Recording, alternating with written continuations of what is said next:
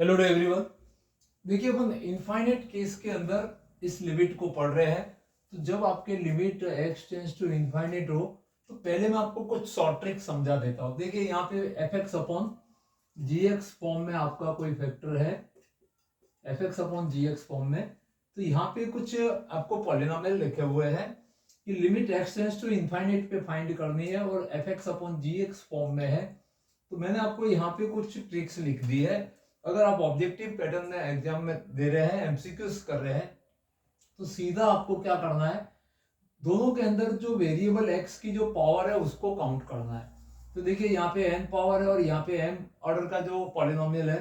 अगर n equal to m हो जाए, अगर ये दोनों पावर सेम ऑर्डर की होगी, तो फिर इसका डायरेक्ट लिमिट डिफाइंड होगा और लिमिट का वैल्यू a अपॉन p होगा। That means highest power of the x जो वेरिएबल है, इनके कोफिशिएंट होंगे, यही लिमिट बनते हैं जो कि रियल एंड फाइनाइट होंगे। अगर न्यूमरेटर की पावर ज्यादा है, n is more than m, यहाँ पे लिखा हुआ है, दैट मीन्स n बड़ा है और m छोटा है, तो उस समय लिमिट इनफाइनाइट चली जाएगी, नॉट डिफाइंड केस रहेगा।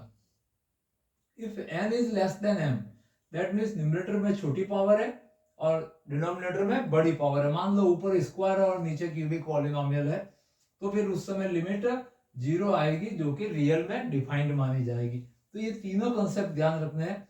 ऊपर भी क्यूब है, नीचे भी क्यूब है, मतलब कोई भी पावर दी हुई है जो बराबर पावर है, हाईएस्ट पावर, तो फर्स्ट जो हाईएस्ट पावर के कोफिशिएंट होते हैं उतनी ही लिमिट रहती है।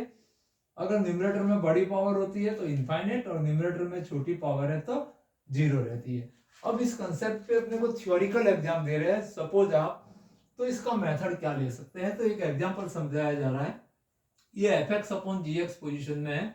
अगर अपन इसमें इनफाइनाइट रखते हैं, एक्स टेंड्स टू इनफाइनाइट रखते हैं, तो ये इनफाइनाइट अपॉन इनफाइनाइट फॉर्म में है।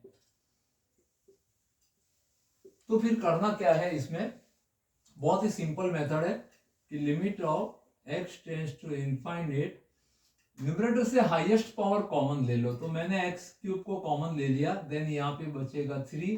यहाँ पे एक्स स्क्वायर था तो यहाँ से एक्स क्यूब कॉमन लिया है तो एक्स स्क्वायर बाहर चला गया, बट इसके डिनोमिनेटर में एक्स बचेगा प्लस 6 अपॉन, यहाँ से एक्स क्यूब कॉमन लिया, एक वेरिएबल एक्स तो था और क्यूब कॉमन लिया है तो यहाँ पे एक्स स्क्वायर बचेगा और 1 अपॉन एक्स क्यूब। कांस्टेंट के पास कोई पावर नहीं था और डिनोमिनेटर से भी एक्स क्यूब आपने कॉमन ले लिया, तो यहाँ पे बचेगा 2 प्लस एक्स स्क्वायर से एक्स क्यूब कॉमन लिया गया है तो 1 upon x minus 5 upon x square and plus 7 upon x cube.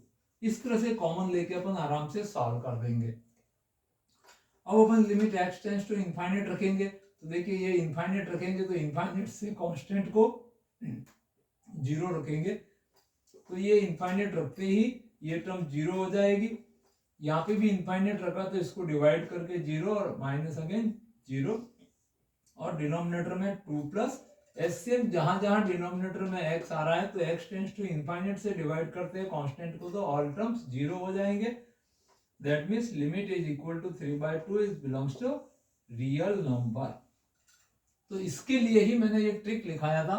देखो ऊपर भी 3 पावर है और यहाँ पे भी 3 पावर है, तब मैंने आपको समझाया था कि n इक्वल टू m हो, दोनों पावर न्यूमरेटर और डिनोमिनेटर की सेम पावर हो, तो इनका जो कोफिशिएंट होता है वही आपकी लिमिट रहती है 3/2।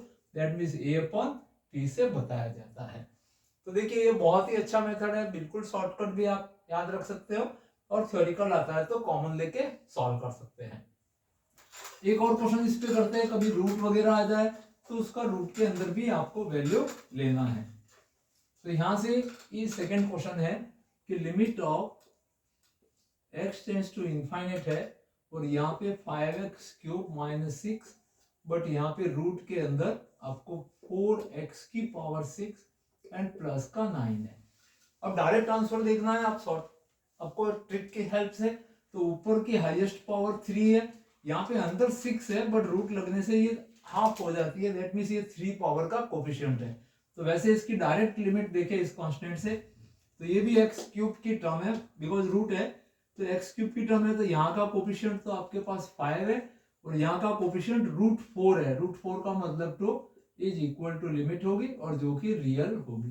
तो अपन ने सीधे ही देख लिया कि इसका लिमिट 5/2 है।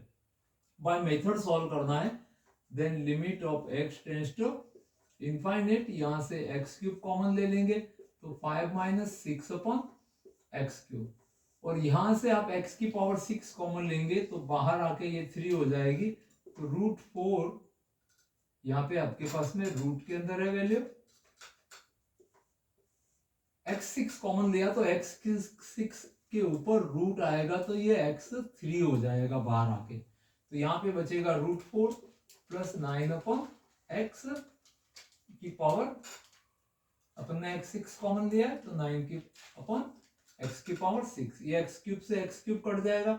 अब x टेंस टू इनफाइनाइट पे न्यूमरेटर पे आपको मिलेगा 5 माइनस 0, और यहाँ पे मिलेगा डिनोमिनेटर में root 4 plus 0, that is 5 upon root of 4, so therefore limit is equal to 5 upon 2, it belongs to real number। तो कभी एग्जाम में आपके रूट में वगैरह आए तो ध्यान रहे कि कोफिशिएंट लिखते समय इसकी हाफ पावर हो जाती है, तो x6 यहाँ से कॉमन लेने पर x क्यूब ही बचता है, और यहाँ पे कोफिशिएंट रूट 4 और यहाँ पे 5 लेना है, तो 5 अपॉन रूट 4 इज 5 अपॉन 2, तो डायरेक्ट ही आप ऑब्जेक्टिव सेंस में इसका आंसर देख सकते हैं। तो ये तीनों ट्रिक है, ये ध्यान रहे, अगर fx अपॉन gx में x टेंस टू इनफाइनाइट होता है तो सीधे पॉलिनोमियल की पावर को देखना है, और इन तीनों में से किसी एक केस में आपका आंसर आपको लिखना है। तो बने रहे हमारे चैनल पे और भी अच्छे क्वेश्चन जानने, समझने, सीखने के लिए। अभी तक सब्सक्राइब नहीं किया है तो सब्सक्राइब करिए और अपने फ्रेंड्स को शेयर कर दीजिए। Thank you watching this video.